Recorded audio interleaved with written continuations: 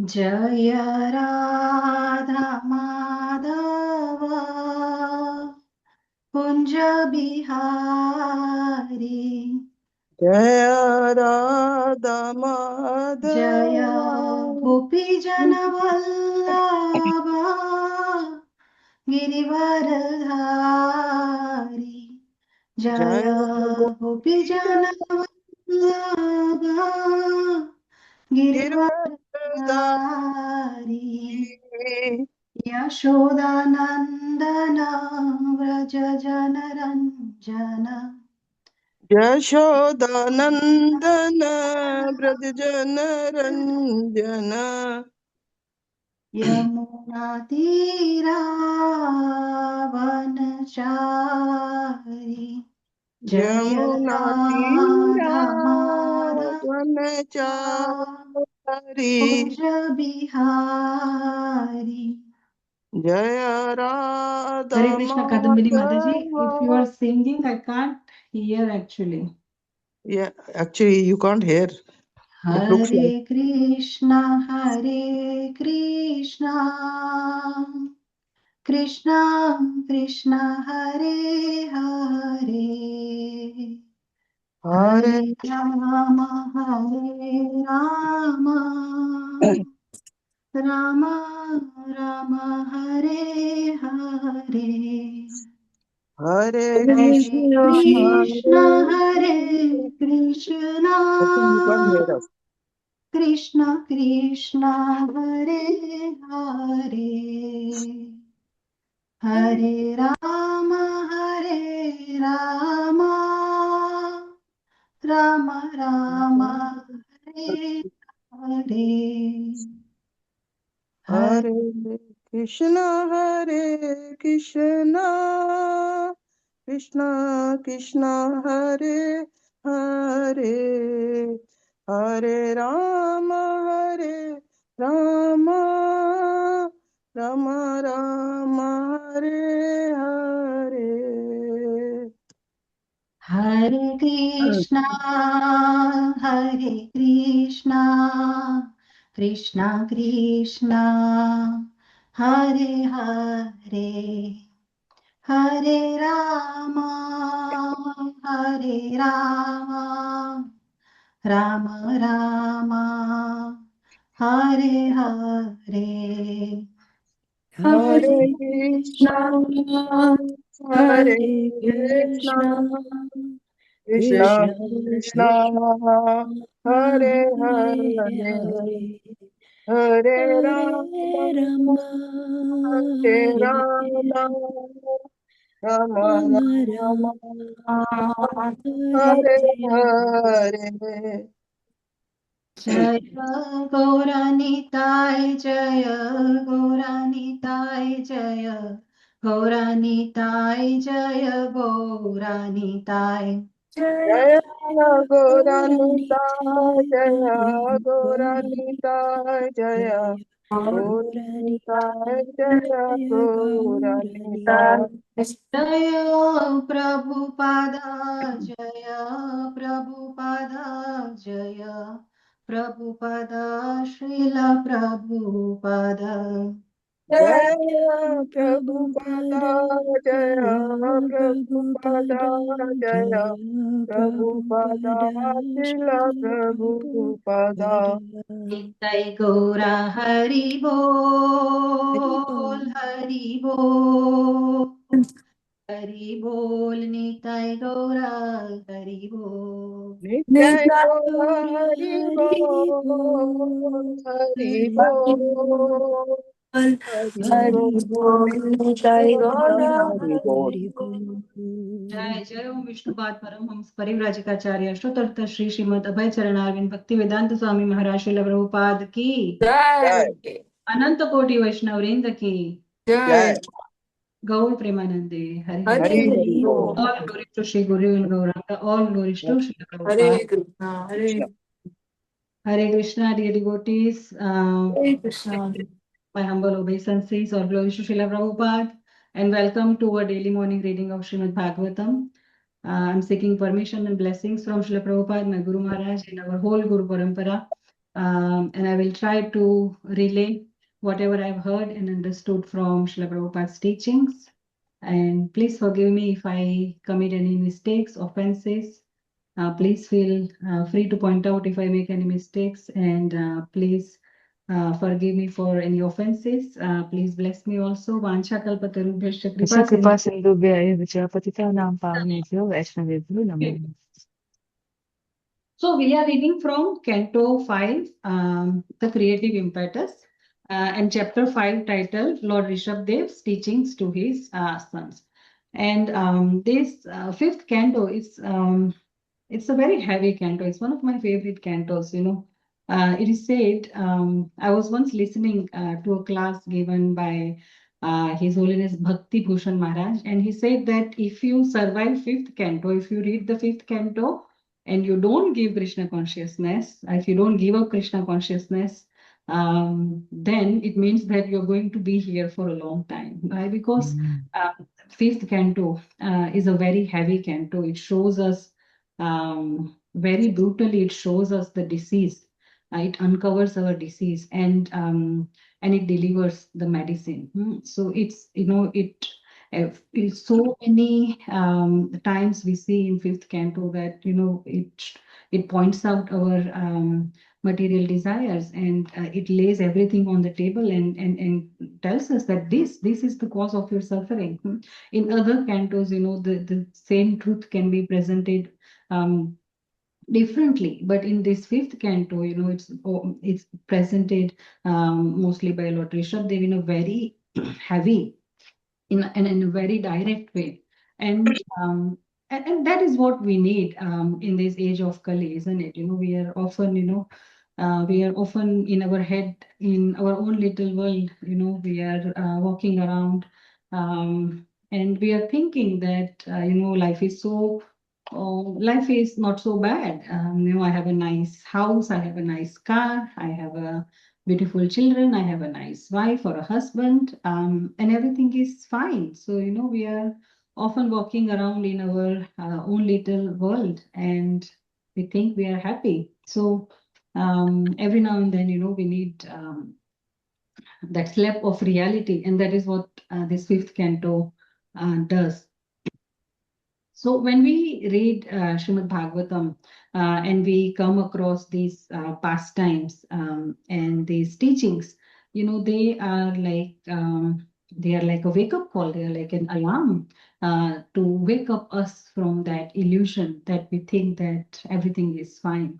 And especially this section that we are in, the teachings of Lord Rishabhadev, it's one of the very important, very prominent sections in fifth canto. In one place, Srila Prabhupada has said that these instructions of Lord Rishabhadev, they are Bhagavad Dharma. They are the principles that establish us on the path of Krishna consciousness. Lord Rishabhadev, as we know, he is none other than Supreme Personality of Godhead himself. So whatever he has instructed from his own lotus mouth is Bhagavad Dharma. And we all know the background, the story where we are at. Lord Rishabhadev is instructing his 100 sons. They are in Brahmavarta, and these 100 sons, they are hearing his instructions. His praja is there, some rishis are there, everyone is there. And we know these 100 sons, you know, that we saw in the fourth chapter, that actually they are already very qualified and already trained in spiritual knowledge. But now Lord Rishabhadev is still giving them these instructions. And that is because, you know, he wants to give these instructions also to the general masses, his praja that is also present there in that assembly at the time, and to all these people, us, that will come in future generations. So Lord Rishabhadev is using his sons as an instrument to receive these instructions. And we've been seeing in this chapter that he explains that this human form of life, it's very valuable and it's very rare. So one should not waste it in the search of material happiness. You know, we know that human form of life is obtained after going through millions other lower species of life, animal life, bird life, fish or aquatic life, tree or plant life, and insects, crawling creatures. We have been through so many forms of life, and finally one obtains this human form of life. So the difference, what is the difference between all other forms of life and this human form of life? That is where we are in our journey of Bhagavatam. The difference is the responsibility. Human life comes with a mandate, an obligation, a responsibility. In animal life, there is no responsibility. So if in human life also we live irresponsibly, if there is no responsibility, then that human life is equal to animal life. So in whatever varna or whatever ashram one is situated, one should be responsible. And the highest responsibility, the supreme responsibility for a soul in human life is to serve Krishna, is to get out of this cycle of birth and death, is to go back and back home, back to Godhead. So that is the highest responsibility. That is the ultimate goal. That is our supreme objective, to go back to Krishna and to engage in his loving service with all other devotees. And how to do that? That is what Lord Rishabdev is instructing us, that one should perform tapasya, one should avoid materialistic association, one should seek the association of spiritually advanced persons, Mahatma, and serve them. One should learn from them, inquire from them.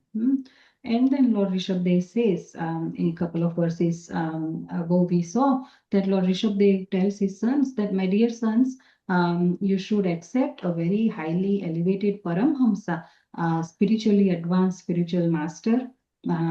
Then place your faith in me, the Supreme Personality of Godhead. Hear about Supreme Lord, chant and glorify the Supreme Lord. Always think of him, and many more practices Lord Rishabdev he has prescribed. So if one is serious about going back home, back to Godhead, Lord Rishabdev is saying that mercy of the Lord should be the main goal of life. And while one is endeavoring, one is trying to attain that ultimate goal of life, of course, one would be in a particular ashram, one would be performing their own role in that ashram. If they are a father, they will have responsibility of their children. So that what is that responsibility? If one is a guru, one should give instructions to his disciples. And even if in verse 15 we saw that Lord Rishabdev says, even if the disciple is sometimes unable to follow the order, guru should not get angry. And same thing goes for king to his citizens. So that in a nutshell, what Lord Rishabdev is instructing to his son. He has instructed to his son so far.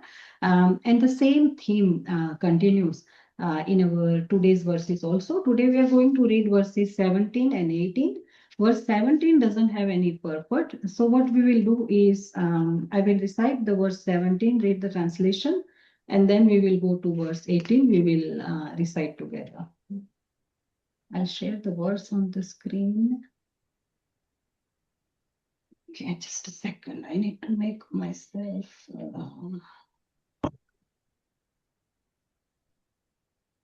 host. Make host.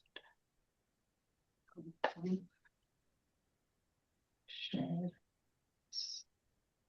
Narayanam namaskritya naram chaiva narottamam devim saraswatim vyasam tato jayamtirayet nashtaprayeshu Bhagavati uttamashloke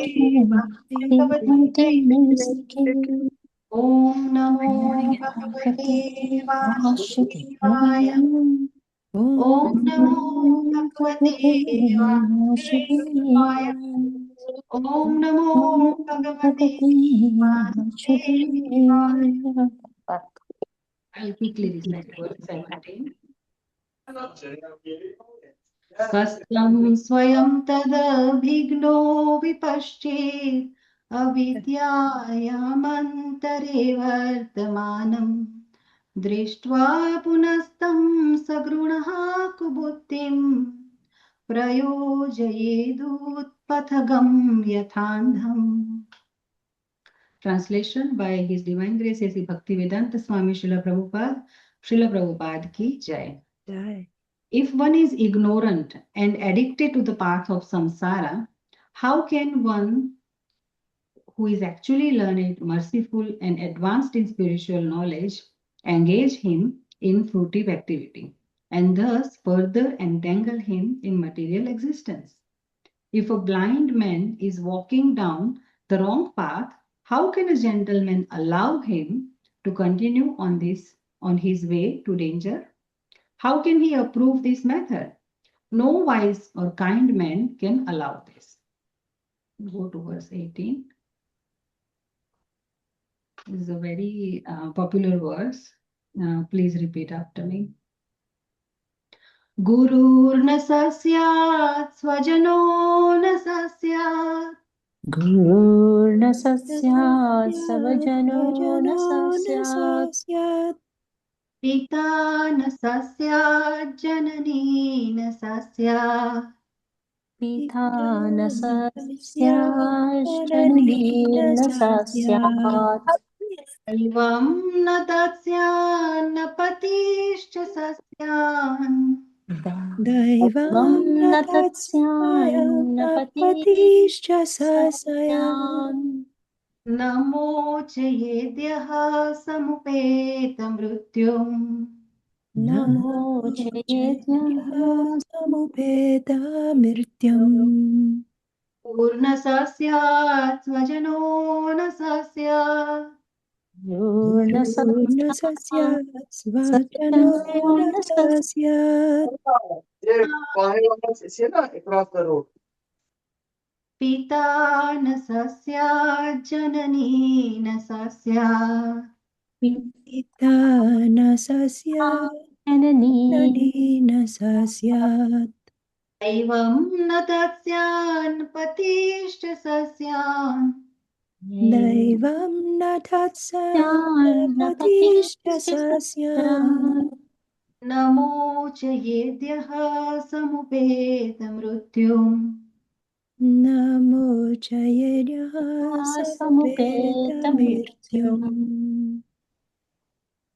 Guru na sasyat svajano na sasyat Guru Purna sasyat savajano na sasyat Pitra na sasyat janani na sasyat Pita na sasyat janani na sasyat Daivam na tatsayan na patischa sasyan Devam natasya napati cha sasya Namo chayedyaha samupeta mrityam Namo Namo chayedya samupeta samveta mrityum Guru nasaya swajano nasasyat Guru Guru na sasya svajano na sasya Pita nasasya janani nasasyat Pita na sasya janani na sasya Devam natasya napati cha sasyan Devam na tatsya pati na patischa sasyam Namo chateya samupeta mrityum Namo Namo chayedya samupeta mrityum Gurur sasasya syat vajano nasasyat Guru Guru na sasya savajano na sasya Pita nasasya janani nasasyat Pita na sasya janani na sasyat Daivam natatsa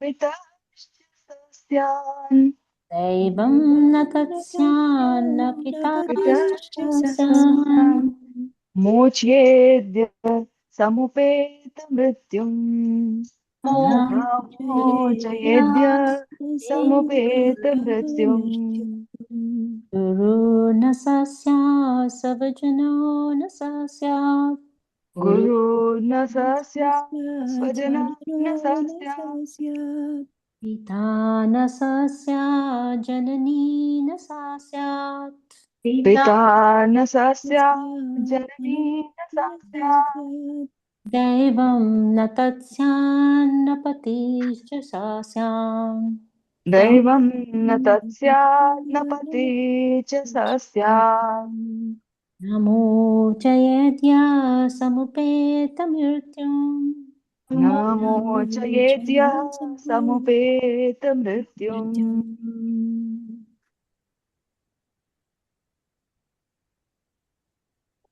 Thank you so much, devotees. Let's move on to word. Guruhu, Guruhu, spiritual master. spiritual master. Na, Na, No, not. not. Saha, Aha, He, Kya, that, not. should become. Could become. Could become. Janaha, Mhm. a relative. A relative. Na, Na, No, not. saha, Saha, such a person. such a such a person. person. That Should become. should become. Pita, Pita, Pita, father. a a father. father. Na, Na, No, not. not. saha, Saha, He. he. Shayat. Sorry, Yeah. Mataji, you're cutting out. Should become Should become. Janani, Janani, Janani, mother. a a mother. mother. Daivam, Daivam. Oh. the worshipable deity. The worshipable deity. Patihi, a husband. A husband. Husband. Cha, Cha, also. Also. Also. Saha, Saha, he. Tyat, Shat That should become. should become. become. Na, Na, Na, not. not. not. Mochayeta, Mochayeta. and deliver. And And deliver. deliver. Yaha, Yaha, Yaha. who. Who? Samupet mrityum, Samupeta Pita mrityum. Mrityum. is on the path of repeated birth and death. One who Who is is on the Who's path in the of path of repeated repeated birth birth and and death. death. Translation and purport by Krishna Kripamurti, His loving divine grace, A.C. Bhaktivedanta Swami Srila Prabhupada ki jai. Jai. One who cannot deliver his dependents one One who cannot cannot deliver deliver his his dependents dependence from the path of from the the path path of of repeated birth and death repeated birth and and death death should never become should never become spiritual master, a spiritual spiritual master, master, father, a a father, father, a husband, a a husband, husband, mother, a mother, mother, or a worshipable demigod. or a worshipper worshipable demigod. Purport, please hear. There are many spiritual masters, but Rishabdev advises that one should not become a spiritual master if he is unable to save his disciple from the path of birth and death. Unless one is a pure devotee of Krishna, he cannot save himself from the path of repeated birth and death. Tyaktva deham punarjanma naiti mam eti sorjuna. One can stop birth and death only by returning home, back to Godhead. However, who can go back to Godhead unless he understands the Supreme Lord in truth? Janma karma chame divyam evam yovetti tattvataha. We have many instances in history illustrating Rishabdev's instructions. Shukracharya was rejected by Bali Maharaj due to his inability to save Bali Maharaj from the path of repeated birth and death. Shukracharya was not a pure devotee. He was more or less inclined to fruitive activity. And he objected when Bali Maharaj promised to give everything to Lord Vishnu. Actually, one is supposed to give everything to the Lord because everything belongs to the Lord. Consequently, the Supreme Lord advises in Bhagavad Gita 9.27, Yat karoshi yadashnasi yajjuhoshi dadasi yat yat tapasyasi kaunteya tat kurushva madarpanam. O son of Kunti, all that you do, all that you eat, all that you offer and give away, as well as all austerities that you may perform, should be done as an offering unto me. This is bhakti. Unless one is devoted, he cannot give everything to the Supreme Lord. Unless one can do so, he cannot become a spiritual master, husband, father, or mother. Similarly, the wives of the Brahmanas who were performing sacrifices gave up their relatives just to satisfy Krishna. This is an example of a wife rejecting a husband who cannot deliver her from the impending dangers of birth and death. Similarly, Prahlad Maharaj rejected his father, and Bharat Maharaj rejected his mother, Jananina Sasyat. The word Daivam indicates a demigod or one who accepts worship from a dependent. Ordinarily, the spiritual master, husband, father, mother, or superior relative accepts worship from an inferior relative. But here Rishabdev forbids this.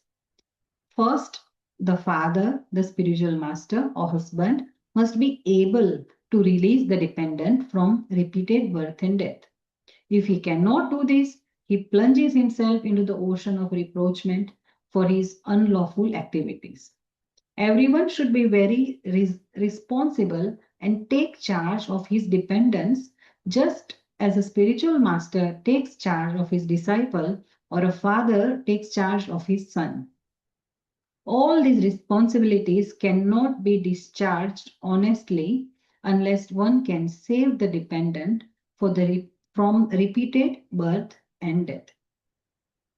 Om Agnanatimirandhasya Gnananjanashalakaya Chakshurunmilitam Yena Tasmai Shri Gurave Namah.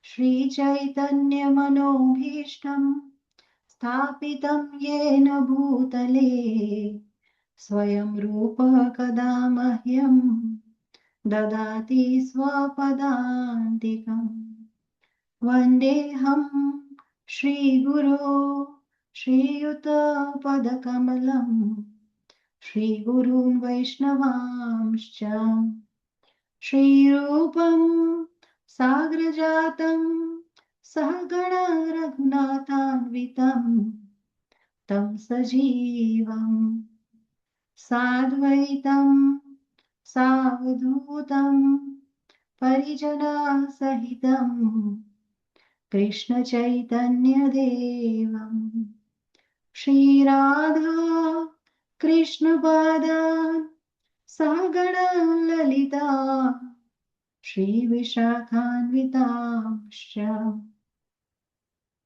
He Krishna Karuna Sindhu Dinabandho Jagatpate Gopesha Gopika Kanta Radha Kanta Namostute Tapta Kanchana Gaurangi Radhe Vrindavaneshwari Vrishabhanu Sute Devi Pranamami Hari Priye Vansha Kalpatarubhyascha Kripa Sindhubhya eva cha Patitanam Pavanebhyo Vaishnavebhyo Namo Namah Namo Vishnupadaya Krishna Preshtaya Bhutale Bhutale Bhakti Vedanta Swaminiti Namine.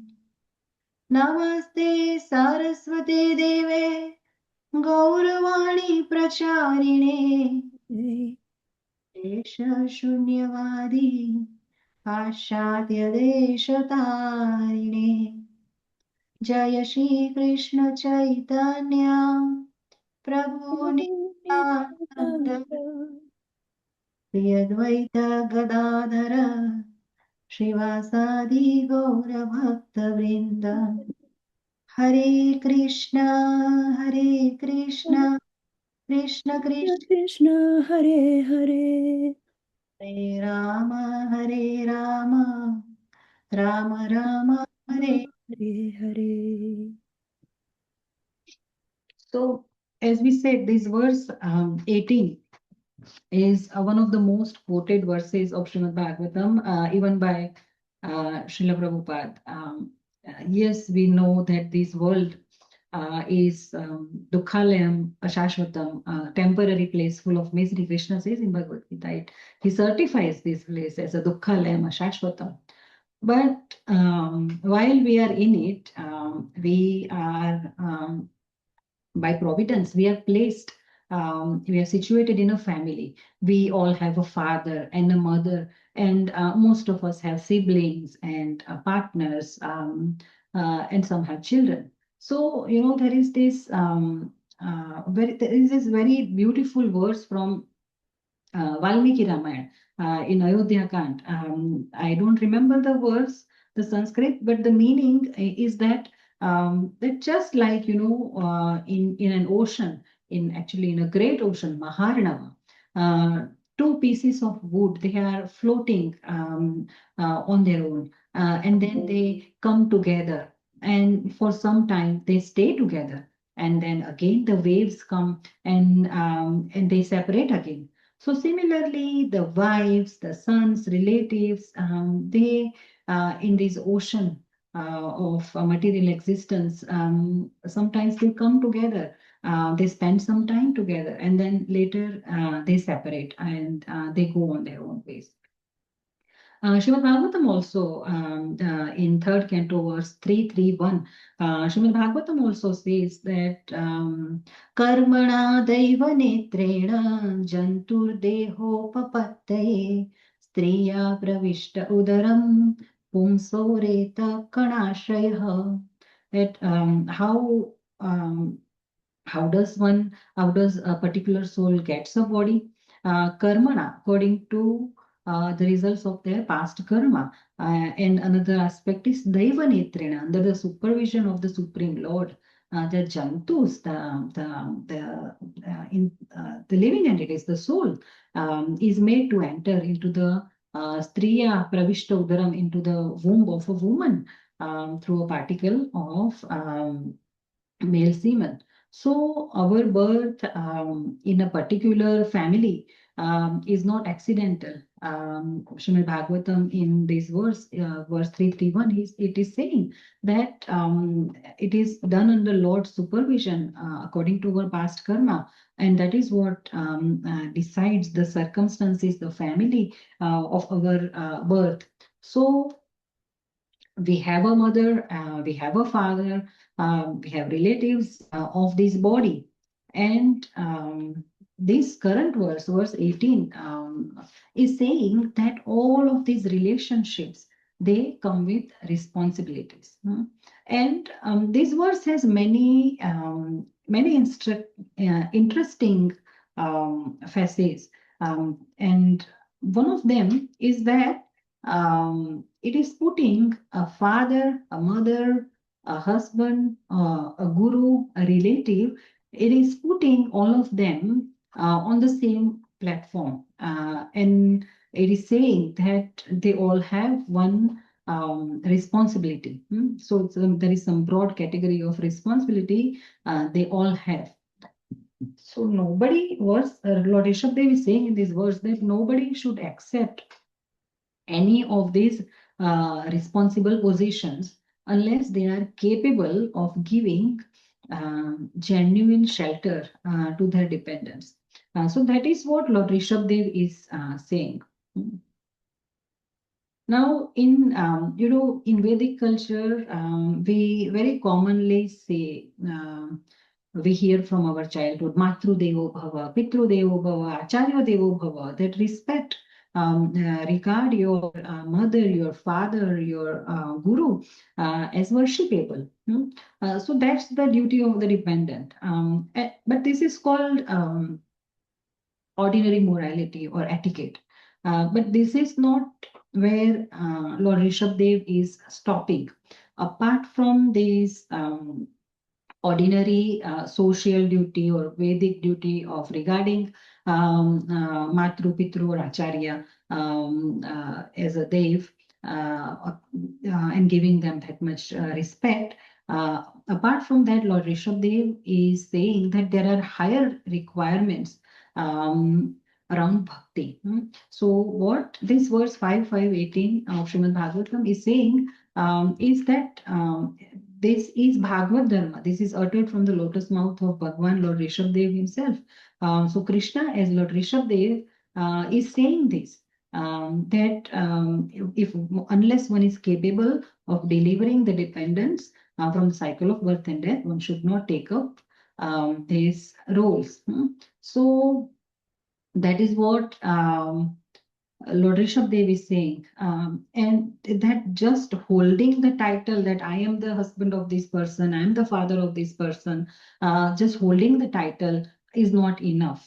And this verse can easily be misinterpreted. Someone might say that, oh, I'm not a pure devotee. So according to this verse, I'm going to dodge all kind of responsibilities. I cannot become a parent. I cannot marry anyone. Or someone might misinterpret it in another way. Someone might use it to pinpoint others, attack others, that, oh, you are not a pure devotee, so you should not be in a position of authority. And this verse also talks about becoming a mother. So maybe, we should make a requirement that unless one holds a pure devotee certificate, one cannot get a child. So, people may misinterpret this verse in many ways, but that is not what this verse means, or similarly, one may think that, I cannot become perfect. I cannot become a perfect spiritual master. That's why I should not guide anyone. But on the same, at the same time, we all have heard that verse from Chaitanya Charitamrita, where Krishna, as Lord Chaitanya Mahaprabhu, he has encouraged everyone that Yad Dekha Tare Kaha Krishna Upadesh Amaragya Guru Bhaya Tare Desh. That whomever you meet, wherever you go, tell them about Krishna, and in this way you become Guru. Amar Agya Guru Bhaya. This is my order, that you become a spiritual master, spiritual teacher. And this is not just a suggestion. He's using the word agya, order. So Chaitanya Mahaprabhu is saying that Tare Desh, you must act as a guru, and you must try to liberate your desh, your land. So this is this instruction from Lord Rishabdev of our current verse.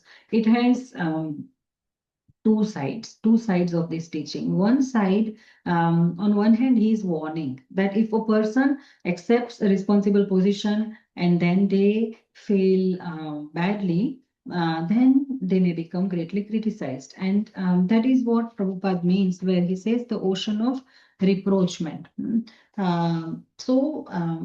That is on one side warning, but on the other side, there is opportunity, wonderful opportunity. There is also, something wonderfully common between the gurus, the parents, the husbands, and the responsible leaders. There is something common between all of them, and that is that they all have the opportunity to give unconditional love to those who are under their care.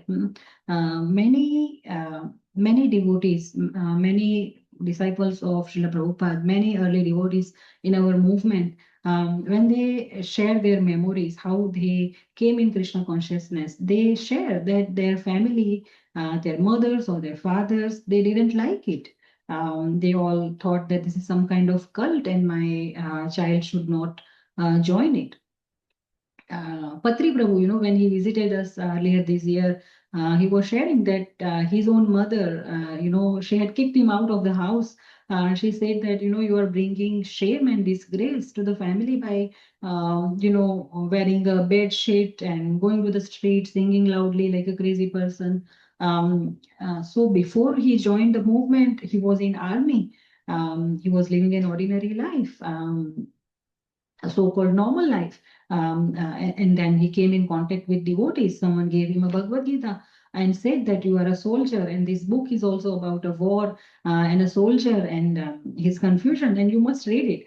So, then when he finally changed, after reading Srila Prabhupada's books, then his own mother did not approve of this. But later, Patri Prabhu, in her last days, his mother's last days, when she had cancer and she did not have long time to live, he called her to Nepal, where he was preaching, and he preached to her also, and he gave her Krishna consciousness. So it's a very nice story. It's a very long story. We just cut it short. But what we see is that sometimes out of love, mothers or parents, they want that our loved ones, they must live closer to us. They just live a life that everyone else is doing. They just must do what everyone else is doing. And even if that means that they are being a barrier in their spiritual progress. But there is exactly what Lord Rishabdev is, he doesn't want us to do. We see in Chaitanya Charitamrita example of Sachi Mata. After Lord Chaitanya Mahaprabhu, he took sannyas in Katwa, he wanted to go straight to Vrindavan. But when because he was in so much in ecstatic condition, then Nityananda Mahaprabhu said that we should go to Shantipura, where Advaita Acharya is staying, and we should spend some time there. So when when he came to Shantipur, all the devotees of Navadvip, where Chaitanya Mahaprabhu had spent his life, his childhood, all of them, they were able to come. And Mother Sachi was also brought to see her son.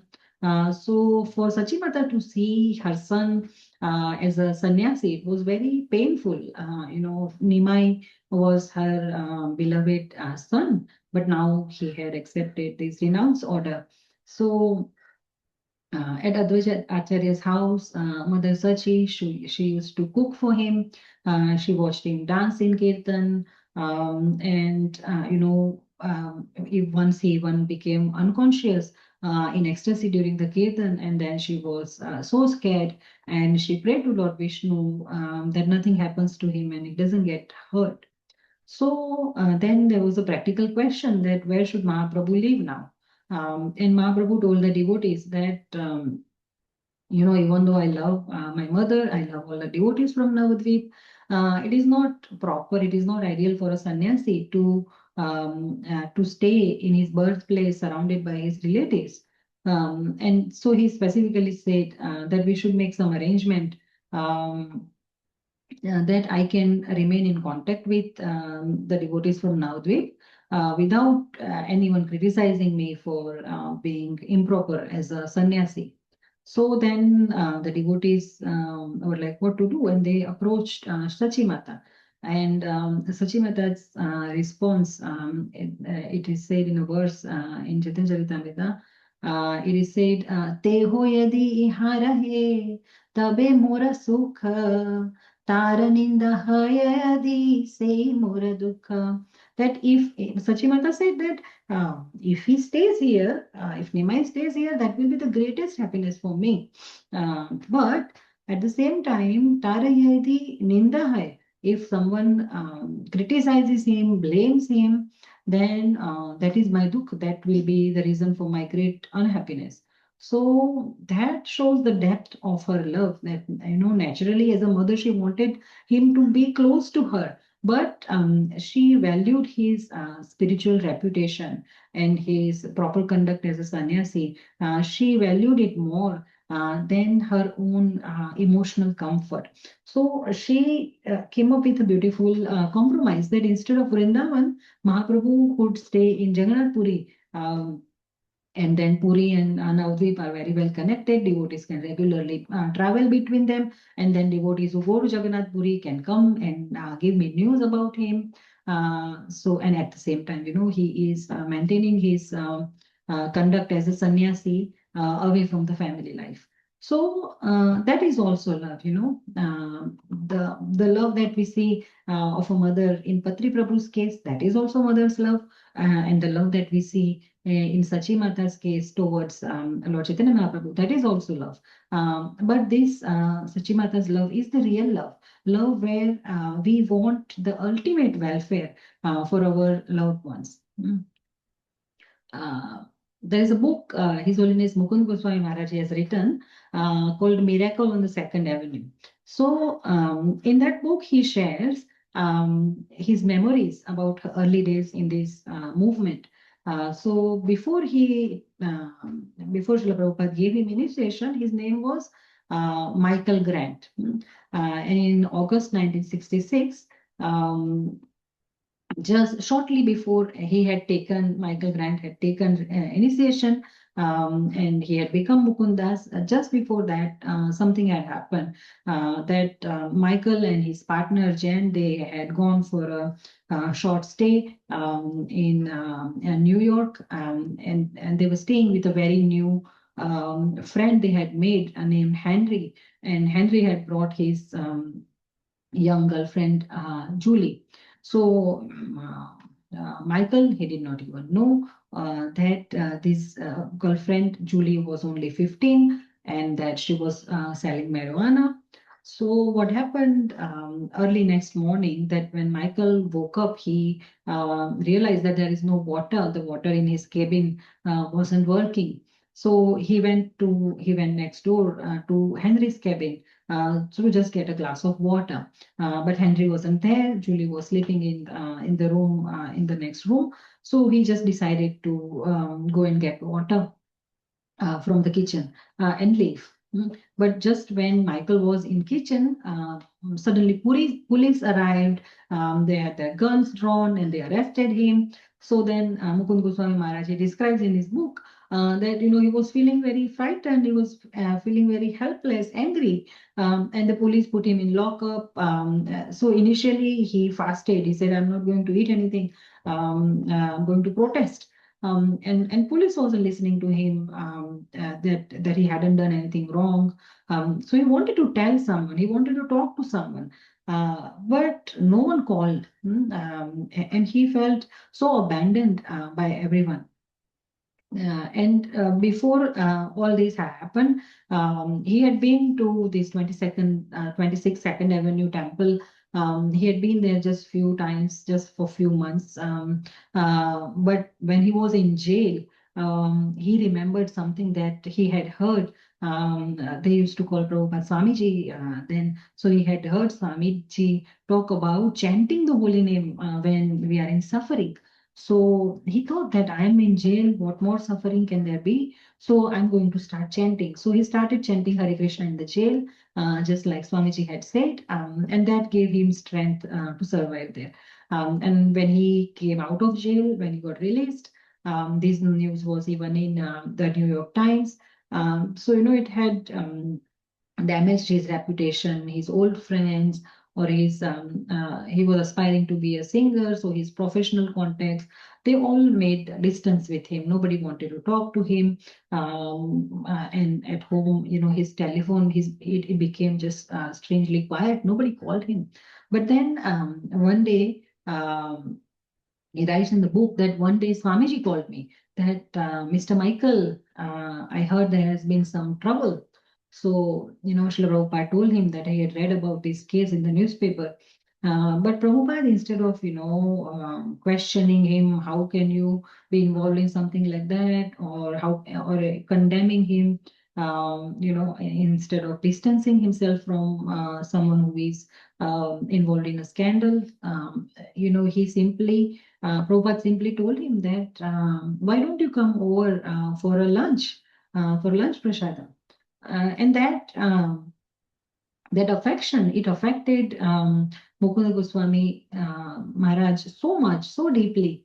And he said that this was the most moving part. Almost everybody had been withdrawing from me because of these accusations, false accusations. But this elderly Swami, this elderly Vaishnava, whom Michael had only known for only few months, he came forward rather than going away from him. So then this experience, it changed his priorities. And when he was in jail, he was thinking that, I could have spent years in prison. So, afterward, he became a strict vegetarian. He gave up drugs. He started questioning, do I really want a career in the music world? And he started becoming more and more involved in the temple in the 26th Avenue. So he writes in the book that most significant thing I remember is that when I desperately needed someone, Swamiji had cared enough to contact me. So he says that this simple phone call was something that changed my life. So this is also love, love of Srila Prabhupada for his disciples, even before he formally became his disciple. That is love, that is fatherly love. Our Guru Maharaj also, I remember after he had announced about his health condition, that he didn't have very long time left on this planet. In one lecture, he said that I'm a sannyasi. I don't have any children, but I feel the love a father feels for his children, for my disciples. And I remember, even before I decided to take initiation from Guru Maharaj, first time when I heard him interact with his disciples, my now God family, I was so sure, just after seeing that interaction, I was so sure that this is what I want, a fatherly love, this genuine, unalloyed concern and love without any expectation. So with love, parents and guru and life partner, they all have this one thing in common, that they have the opportunity to give love. They have the opportunity to, they have the ability to positively influence their dependent. Actually, all the jivas in the material world, they are all looking for love. They are all crying out, they are suffering. And it is the duty of us devotees who have just got some drops of love of Godhead. It is our duty to spread that love, to pick them up like children and nourish them, feed them. And what should we feed them? We should feed them Krishna consciousness. So, people get influenced. We can establish Krishna consciousness in people just by our behavior. Our love, that is what touches people's heart.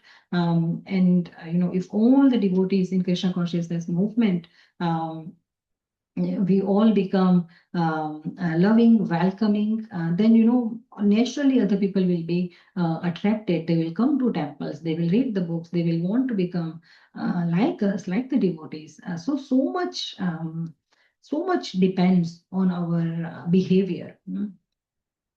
Another example, in Srila Prabhupada's time, there was a devotee, a very nice devotee who got married. So, after marriage, as it happens, they are both trying to adjust with each other. And there was some misunderstanding between him and his wife. And the relationship wasn't going very well. There was a lot of disturbance, there were quarrels. So he thought, let me write to Srila Prabhupada, he will guide me. And he wrote a letter to Srila Prabhupada, that Prabhupada, I would like to take sannyas because there is so much trouble in married life. So then Srila Prabhupada replied that, no, I don't approve of that idea. Once one marries, one should accept the responsibility of one's life materially and spiritually. So even if there is trouble, one should try to adjust. Both should practice devotional service. And Srila Prabhupada had explained that, he would not give him sannyas, he would not give sannyas to anyone who has already proven himself irresponsible in his previous ashram, whether as brahmachari or grihastha. Why? Because such a person may simply become an irresponsible sannyasi. So, again, responsibility, Prabhupada shows in this example that as a married man, he also had a responsibility towards his wife. So, human life means responsibility. So that is what Lord Rishabh is pointing out, responsibility. But in the purport, Prabhupada, he brings out another point. That is that this verse also means that if the dependent observes, if they notice that the superior relative or spiritual master or husband or father or mother or any or the worshipable personality, Daivam, if they are not helpful in spiritual deliverance and is instead of helping them spiritually advance, if they are being unfavorable or demoniac, then Prabhupada is giving different examples that under appropriate circumstances, that relationship can also be rejected. Prabhupada gives example of Bali Maharaj. Bali Maharaj is a classic example. Bali Maharaj's spiritual master was Shukracharya. Shukracharya, he was not any ordinary person. Bali Maharaj was highly dependent on him. In one battle between the demigods and demons, Indra had killed Bali Maharaj and Bali Maharaj had died. But Shukracharya, using his Sanjeevani mantra, he brought Bali Maharaj back to life. So imagine how grateful, how indebted Bali Maharaj must have been feeling towards his guru. How obliged he must have felt towards Shukracharya. And then when Lord Vamandev appeared in the sacrificial arena of Bali Maharaj in the form of the small dwarf Brahmana, he asked Bali Maharaj for 3 steps of land, 3 of his own steps. And then Shukracharya understood that this was Vishnu and he would take away everything that Bali Maharaj possessed. So, he could see that in 2 steps he will take everything and then Bali Maharaj would become completely empty. So he wants Bali Maharaj that no, don't give him charity, he will take your everything.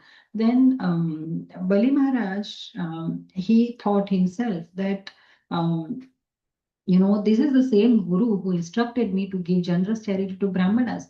Now, when the Go Brahman Hitaya, Lord Vishnu himself has appeared, he is stopping me. So Bali Maharaj rejected Shukracharya's instruction. He disobeyed him on this occasion. He rejected Shukracharya as spiritual master. And he said that, if this is Vishnu, then that is wonderful. We are anyway supposed to give everything to Lord Vishnu because everything belongs to him. So now when he has himself come and he's asking for something, why should I refuse to give it? Giving everything to Vishnu is the ultimate goal of life. So he rejects the Guru's instruction, but by doing so, this same Guru gave him his life back. But he rejected the instruction of that Guru, but by doing so, he became a Mahajan. Bali Maharaj is one of the Mahajans. Then Srila Prabhupada gives the example of the Dvijapatnis, the wives of the sacrificial Brahmanas. So there is this example that comes in Śrīmad-Bhāgavatam in 10th canto that these Brahmanas, they were great pandits and they were performing very elaborate yajna sacrifices. And Krishna and Balram with the cowherd friends, they wanted some prasadam. So they asked these Brahmanas, they did not respond. And then Krishna and Balram, they sent the cowherd boys to the wives of the Brahmanas. And the wives, they were they were so happy that Krishna wants something from us. And, they gathered all the food and all the preparations that were made for the offering in yajna. They gathered everything, they personally brought it for Krishna. Krishna and Balram, and their husbands told them that no, don't go there. But these wives, they rejected their husband's instructions. They went anyway. So this was not easy. If a wife disobeyed the husband, left the house, there is a possibility, there is a chance that she might not be accepted back in the household again. And then, where will she go? Perhaps the husband would never accept her, father would never accept her, mother would never accept her. Where will she go? Similar situation, gopis, they say in Gopi Geet, there's a beautiful verse in Gopi Geet, gopis say, Pati Sutanvaya Pratu Bandhavan Ati Vilangyate Nachyutagata Gati Vidastavod Gita Mohita Kitavayoshita Kastyaje Nishi. That, oh Achyuta, just to see, we have come here in the dead of the night. When Krishna played his flute, the gopis left their husbands, their children, whatever activities, the household duties they were doing. If they were eating, they left their meal unfinished. If they were bathing, they left the bath unfinished. If they were bathing the children, they left that. If they were breastfeeding the children, they stopped midway. If they were serving their husband, they left the service midway and they ran to Krishna. And of course, this gopis subject is a different subject. But we were talking about the Dvijapatnis. The point we are trying to make is that the wives of Brahmanas, they left their husbands for Krishna. So the point is that the relationships have real value when there is Krishna in them. When these relationships help us become delivered from the cycle of birth and death. And of course, in practical family situation, in today's situation, we don't have to simply leave our families if they are unfavorable, but we should balance our duties in such a way that we are not spiritually destroyed, but at the same time, we are not disturbing the family also. So a devotee has to be intelligent. Krishna conscious person has to be intelligent. So at the same time, through association of devotees, we should continue performing our devotional service, but we should keep our family together also. So we will try to conclude here. This verse is so beautiful. It has so many points. There is so much to be said, but we have limited time. We'll try to conclude now. So this is the standard given by Lord Rishabhdev, and that is that one should not accept this such responsibility just for the status or control or enjoyment or personal satisfaction. One should accept these responsibilities as service. One should follow the spiritual master's instructions, develop genuine connection with the holy name, act with compassion and love to everyone, set a proper example, and help whoever is around them, help them advance towards this samupeta mrityum, so freedom from repeated birth and death. So Lord Rishabhdev is explaining that this responsibility is not a choice. It is not voluntary. It is compulsory. If a person has dependents, then this responsibility applies. If a spiritual master has disciple as his dependents, a father or mother, they have children as dependents, a worshipable demigod or Ishtadevata has worshippers as dependents, a teacher has students as dependents, a superior relative, they have their inferior relatives, younger relatives as dependents. So it is a compulsory responsibility of the superior to make sure that the dependent does not have to take birth again. So this verse is teaching us that this responsibility is very serious. And to perform that responsibility, first we have to be before doing the prachar, it should be in our achar. We should be following all that. So parents, they should give the children strong devotional foundation. Teachers and elders, they should set the right example. family members, they should respect and care for one another. But ultimately, all these responsibilities, they become perfect when they help the living entity become attracted to Krishna, and that is what will free them from birth and death.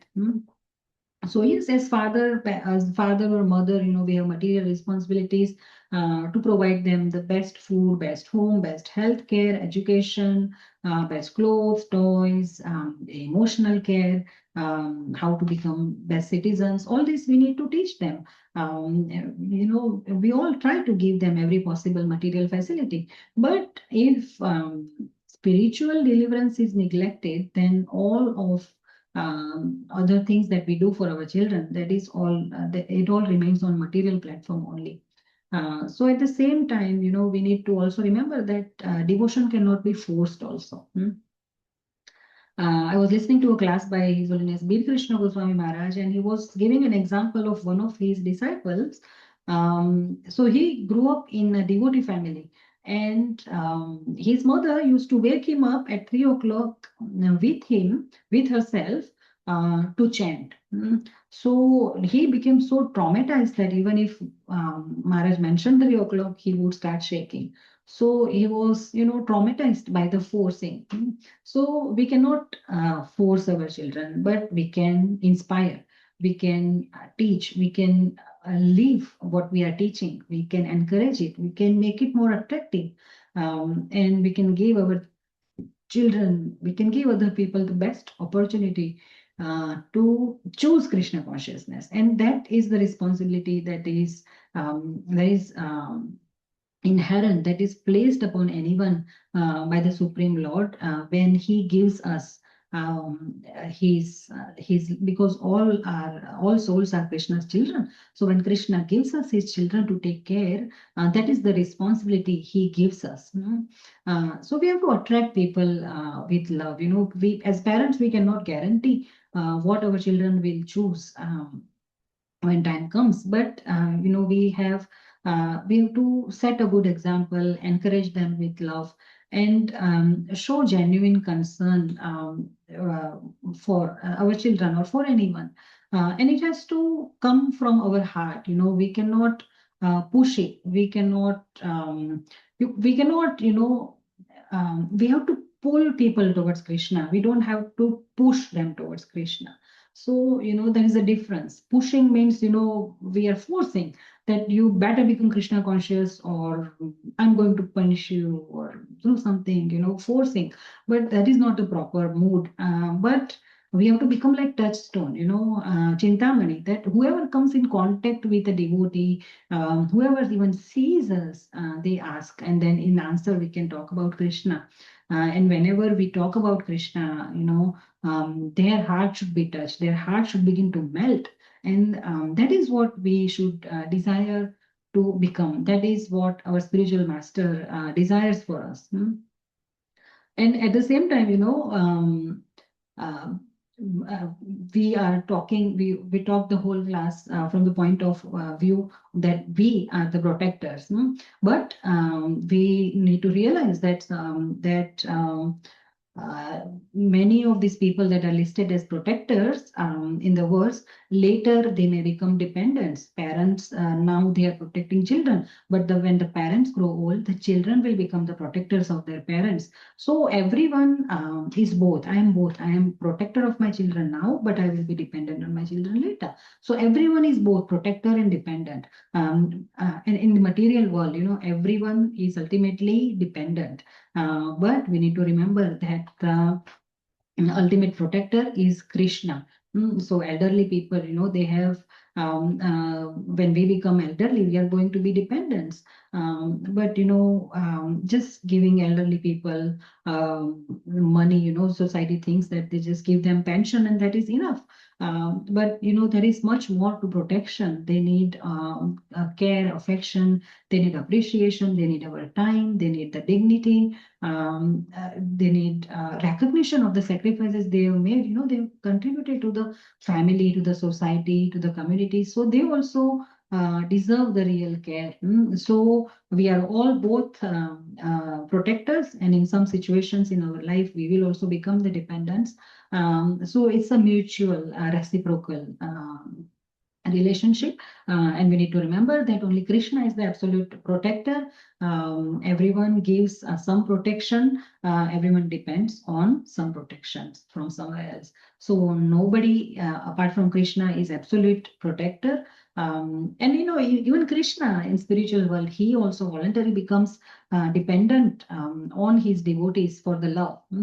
So that, in one word, if I would conclude this verse, is love. That with love, we need to positively influence those who are dependent on us and make them firm in Krishna consciousness. My apologies, I have gone over time. If anyone wants to share their realization or correct any mistakes that I've made, please share. Hare Krishna Mataji, Shalendra here. Hare Krishna Prabhuji, Danvat Pranams. Thank you for the class. Now I know few who did not die, like Sant. Few who didn't die, like Sant Tukaram, he didn't die. Sant Gnaneshwar, they didn't die. Hanumanji didn't die. So from this slok, it is saying that those who have died, they cannot be considered as spiritual masters. Only those who have saved themselves from birth and death, and others from birth and death are spiritual masters. But my consideration, everyone who makes me help with Smaranam, Vishnu Smaranam, maybe Shiva Smaranam, is a guru, is a spiritual master. Maybe they are at a small extent, but they are, whether they save themselves from birth and death or not. If they're helping me with Shravanam, Kirtanam, Vishnu Smaranam, Shiva Smaranam, they are spiritual masters. So am I correct in believing this, or is the slok correct? Slok is always correct, Prabhuji. It came from the mouth of Lord Rishabdev. Cannot be wrong. But our understanding may be different. So yes, you very beautifully, your understanding that everyone who inspires us to remember Krishna, chant his name, hear about him, they're all guru. And you were saying that whether or not guru was able to deliver themselves from the cycle of birth and death, and that's what your question was, right? So yes, that I heard in a class by Srila Prabhupada, he was talking to his disciple, and the disciple said that, Prabhupada, what if in this life I cannot go back to Krishna? Then Prabhupada said, don't make me come back to get you. So, spiritual master guru is not an ordinary personality. He is representative of Krishna. Krishna arranges when he sees the sincerity of the soul, he arranges these inspirations that we get from here and there, from different people. It's Krishna's arrangement. Our Guru Maharaj also, he was saying in a class he was giving in London after he had announced that he will leave his body soon. He was giving a class that perhaps, I will go back to spiritual world and I will join the ISKCON, the another ISKCON that is up there in the spiritual world, or perhaps, I will come back and I will join the London Ratha Yatra. And as we say that, spiritual master, they take responsibility of the disciples, and they make sure that all the disciples, they go back to Godhead. So they may come back also in another universe. So that is a different question, but verse cannot be wrong. Came from Supreme Personality of Godhead, Lord Rishabdev. He is making his sons and us realize the responsibility, so that this is the spirit we should take it in, that we realize our responsibility towards our children, those who are dependent on us. So that is how I understand it, Prabhuji. Thank you. Thank you for your question, though. Thank you, Mataji. Hare Krishna. Krishna. Hare Krishna, Bhavamayi. Hare Krishna, Mataji. Thank you very much for your wonderful class.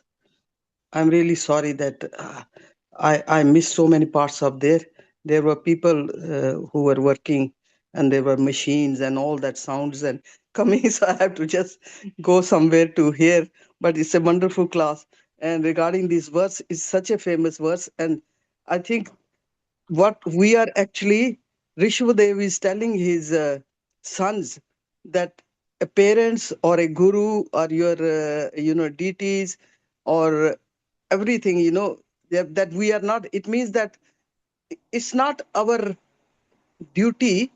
Actually, it's not, it's our responsibility that we are looking after the children. But the only thing is that we are actually example. And Rishabdev is telling his sons how they have to behave. And if they behave properly, as we say that yajyada chati shteta tatta devatarajano. So the thing is that we have to be examples to our children. And we don't have to really say, oh, all my children didn't become Krishna consciousness. They have got their previous, in past times, they have some things. But if they are born in a devotee family, that is towards their spiritual path, actually.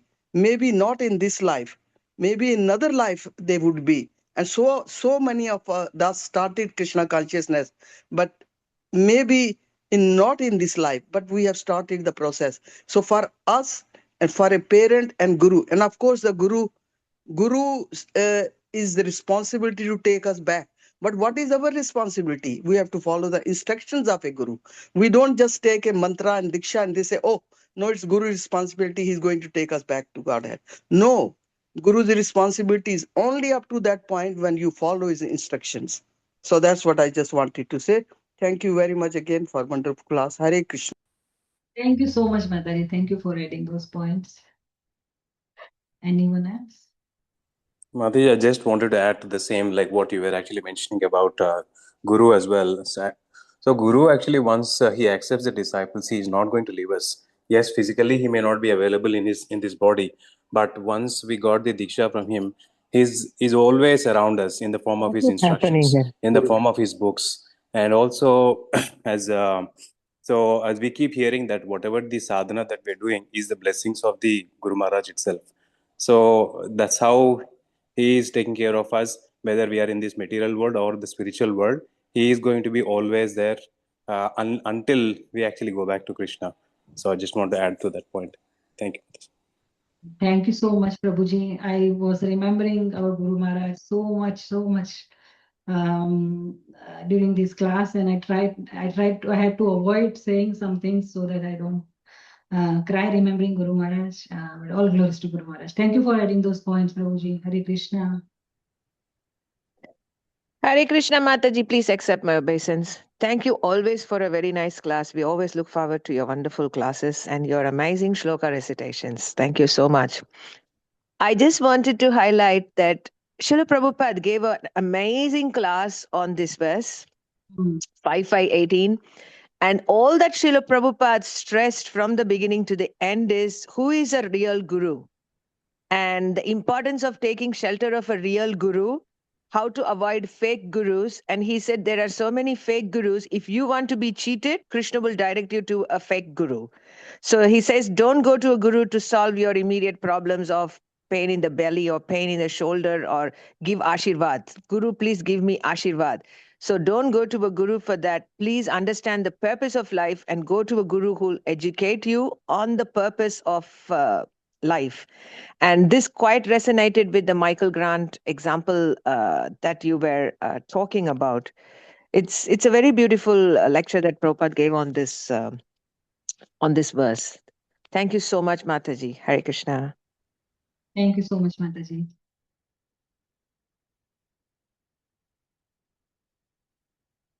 All right, we'll conclude here. Granth Bhagavatam Mahapuran ki jai, Jagat Guru Srila Jai. Mahendra Prabhuji, were you trying to say something? No, I was just thanking you very much for the nice class. Thank you. All All glories to Srila Prabhupada. All glories to Hare Krishna. Thank you for joining devotees and inspiring me. Hare Krishna. Har Jai Bhavamayi Desi ki jai. Hey, Hare thank you. Krishna. Hare Krishna.